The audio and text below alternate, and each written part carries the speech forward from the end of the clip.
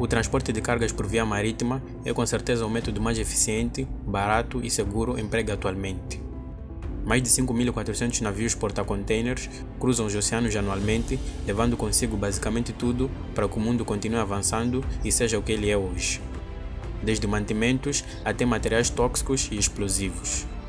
E a prova disso é que cerca de 83% de toda a carga transportada no mundo é feita por navios. E grande parte dela é transportada no interior de containers, que garantem a segurança da mesma e a protege dos elementos. Mas como a atmosfera está em constante mudança, o que favorece o surgimento de mau tempo, acompanhado de ventos fortes, chuva e uma grande instabilidade das águas do mar, os navios que navegam por elas ficam à mercê dessas condições. Em eventos extremos, os navios são abalados de tal forma que chegam a perder uma boa parte dos containers que estavam a ser transportados. E geralmente isso acontece em alto mar. E quando isso acontece, os danos e os prejuízos são certos e inevitáveis. Para se ter uma ideia, mais de 3.000 containers caíram no mar em 2020 e mais de 1.000 caíram nos primeiros 4 meses de 2021. O número é mais que o dobro da média de containers perdidos entre 2008 e 2019, de acordo com o World Shipping Council. Especialistas atribuem esse aumento dos números de queda de containers no mar a 4 principais fatores: o design e o tamanho cada vez maior dos navios porta-containers, o clima cada vez mais severo, a má disposição dos containers nos navios e tentativas de redução dos custos, sobrecarregando os navios. E nessa parte eles realmente têm razão.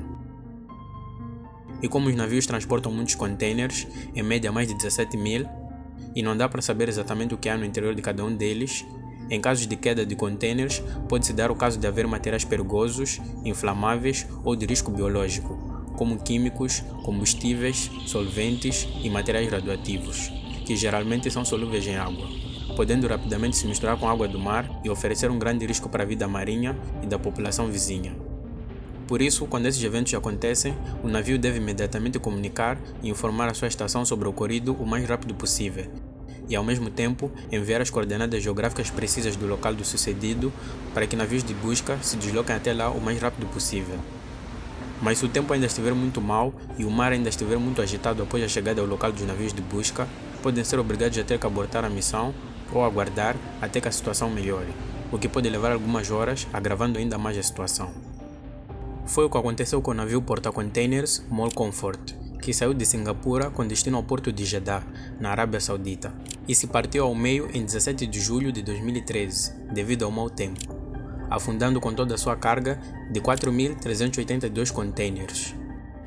O navio teria se partido em dois em decorrência de uma rachadura no meio da embarcação causada pelo mau tempo. O curioso é que a seção da popa, que é a parte de trás, se afundou em 27 de junho e a proa, que é a parte da frente, se afundou em 11 de julho, em decorrência de um incêndio. Houveram várias tentativas de resgate da carga, mas todas sem sucesso devido ao mau tempo. A tripulação de 26 homens abandonou o navio a tempo e foram resgatados. Mas o navio levou para o fundo do mar cerca de 1.500 toneladas de combustível.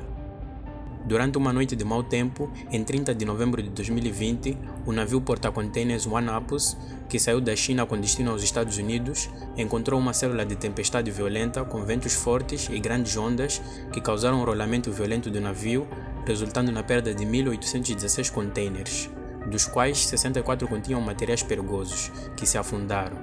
Na verdade, uma grande parte dos containers se afundou por causa de danos e rachaduras causadas pela queda e o impacto com a água do mar, um prejuízo estimado em muito mais de 200 milhões de dólares. E mesmo os containers que não caíram no mar e permaneceram no navio, grande parte deles foram severamente danificados em decorrência da queda, ou por terem sido atingidos por outros containers contendo cargas mais pesadas. Isso sem contar que vários se abriram e a carga no interior caiu no mar.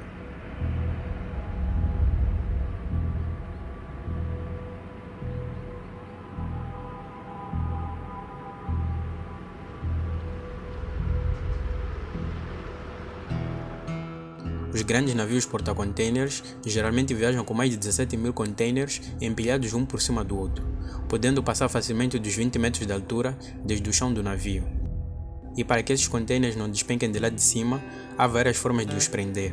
Geralmente barras metálicas são usadas, que são muito bem tensionadas, impedindo que os containers se movam ou se soltem. Mas mesmo com todas as contramedidas, em mares realmente agitados, eles acabam por se soltar e cair no mar. E como dentro deles há sempre cargas valiosas, como carros, itens de decoração de luxo, maquinarias diversas, materiais de construção, entre outros, o maior prejudicado acaba sendo sempre o proprietário da carga.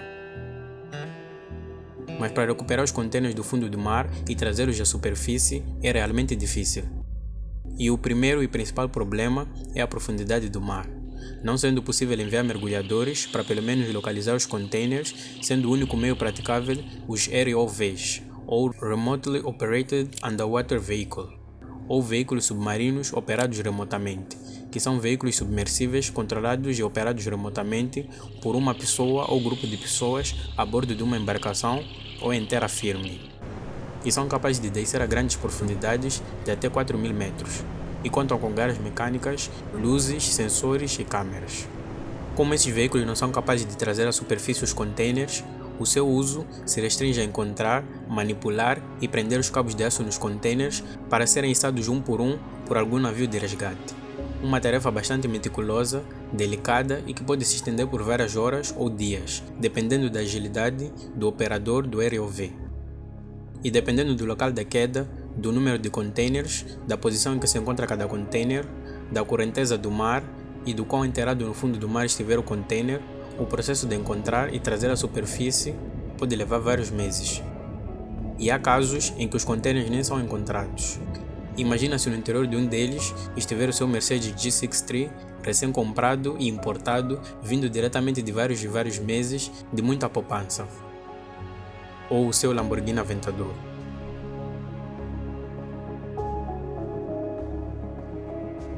Mas afinal, por que alguns navios acabam perdendo containers sobre um mau tempo e outros não? O fenômeno por detrás disso é conhecido como movimento de rolamento paramétrico, que apesar de já ser conhecido há mais de meio século, a dinâmica fundamental que cria este tipo de comportamento é considerada atualmente como razoavelmente esclarecida.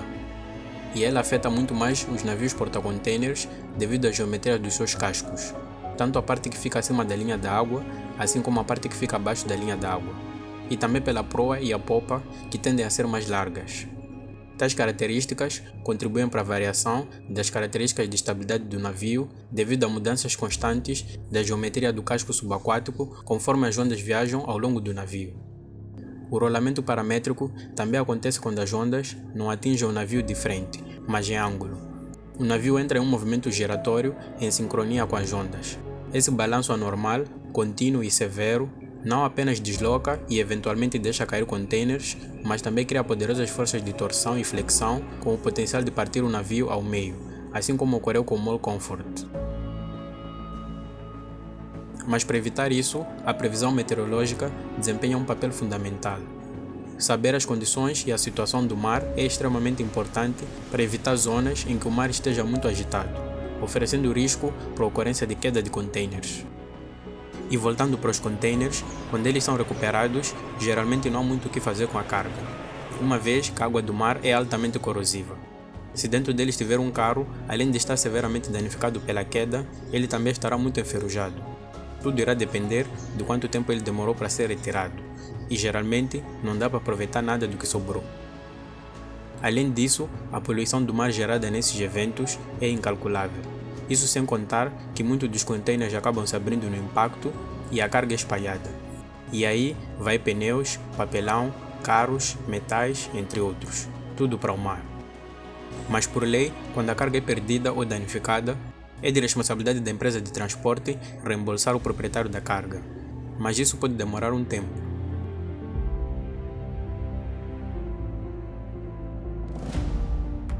Os comboios também são um meio de transporte de carga bastante atrativo e muito usado, assim como os navios, com preço por tonelada de carga levemente maior em relação aos navios, mas a viagem é mais lenta e demorada.